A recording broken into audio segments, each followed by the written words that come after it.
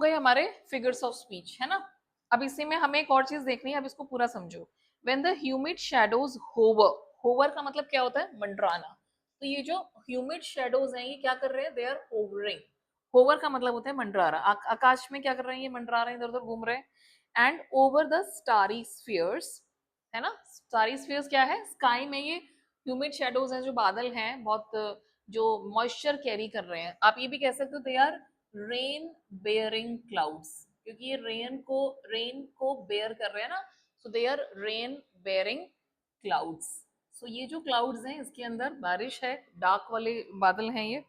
And the melancholy darkness gently weeps in rainy tears. तो ऐसा लग रहा है कि जो आकाश का वो जो कालापन है ना, वो जो काले काले बादल हैं, वो आकाश ना बहुत हैवी हो गया है, दिल उसका बहुत भारी भारी हो गया है। और जब दिल भारी होता है तो क्या करते हैं हम, when you are gloomy and dejected, cry, है ना। तो वो ऐसा लग रहा है कि आकाश से अब वो आंसू नीचे गिर रहे हैं। और जब ये बारिश हो जाएगी उसके बाद ये जो क्लाउड्स हैं कैसे हो जाएंगे, बिल्कुल लाइट, वाइट हो जाएंगे और लाइट भी हो जाएंगे ना, हल्के हो जाएंगे। और फिर ये आराम से मूव करेंगे। तो जैसे रोने से मन हल्का हो जाता है, ऐसे ही ये जो क्लाउड्स हैं, डार्क क्लाउड्स, ये क्या कर रहे हैं, ये वीप कर रहे हैं, दे आर वीपिंग। तो ये क्लाउड्स वीप कर रहे हैं और अपने आप को हल्का कर रहे हैं, दे विल फील लाइटर। अब ये जो चीज बताई है ये शो करती है द पोएट्स मूड।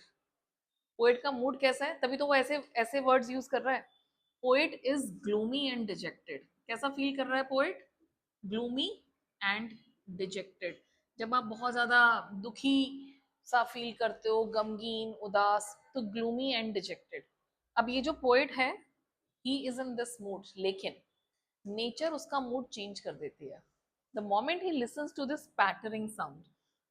जब ये आवाज आती है, और ये आवाज कहाँ पे आ रही है, it is on the shingles. अब ये शिंगल्स समझ लेना अच्छी तरह से, रेक्टेंगुलर कलर की ना टाइल्स, सॉरी रेक्टेंगुलर शेप की टाइल्स होती हैं। तो ये जो वुडन टाइल्स होती हैं, ये वुडन टाइल्स छत के ऊपर लगाते हैं, है ना। तो वो जो है वो शिंगल्स हैं। अब जब इसके ऊपर बारिश गिरती है, हमारे यहाँ पे नहीं होता है ये वाला culture, but in foreign countries, in western countries they use shingles, समझ गए। रेक्टेंगुलर वुडन टाइल्स जो लगाते हैं छत के ऊपर, और उसको एक के ऊपर अरेंज किया जाता है, बहुत ब्यूटीफुल डिजाइन भी बन जाता है। And they do it. अब उसके ऊपर जब बारिश की बूंदें गिर रही हैं तो क्या हो रहा है उसकी वजह से, देर इज अ पैटरिंग साउंड। और यही साउंड है जो पोइट के मूड को क्या कर रही है, बहुत ही रिजुविनेट कर रही है। So the poet is no longer sad now. तो नेचर में एक एबिलिटी है, एक कैपेसिटी है कि वो हमारे मूड को लिफ्ट कर सकती है, और हम एकदम से ही जो ग्लूमी और रिजेक्टेड फील करते हैं वो एकदम से ठीक हो जाता है। तो यहाँ पे इट्स अ मैजिकल इम्पैक्ट। किसकी मैजिकल इम्पैक्ट है ये, नेचर की, रेन की। रेन भी तो नेचर का ही पार्ट है। So now there is a magical impact and now the poet is filled with memories. thousands of recollections are there। ये रिकलेक्शन का मतलब क्या है यहाँ पे, it has nothing to do with collection. हाँ, रिकलेक्शंस होते हैं आपकी मेमोरीज, जो पुरानी बातें आप याद करते हो ना, लाइक दैट।